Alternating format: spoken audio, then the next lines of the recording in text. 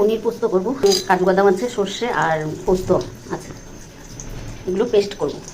শুকনো আগে পেস্ট করে নেবো, তারপরে লঙ্কা দিয়ে পেস্ট করবো জল দিয়ে। পনিরটাকে ভেজে নেব। নুন হলুদ দেওয়া হয়েছে, পনিরটা ভেজে নিচ্ছি।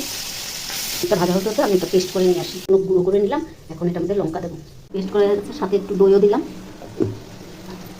পনিরটা মোটামুটি ভাজা হয়ে গেছে, নামিয়ে নেব। তেলটা তো গরম হয়ে গেছে।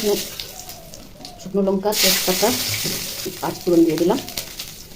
দিয়ে এখন মশলাটা দিয়ে দেবো। হলুদ দিয়ে দিলাম, নুন দিয়ে দিলাম। নুনটা নিজের আন্দাজ মতো দিতে হবে। এটা একটু কষিয়ে নেব। মশলাটা কষানো হয়ে গেছে, এখন জল দিয়ে দেবো।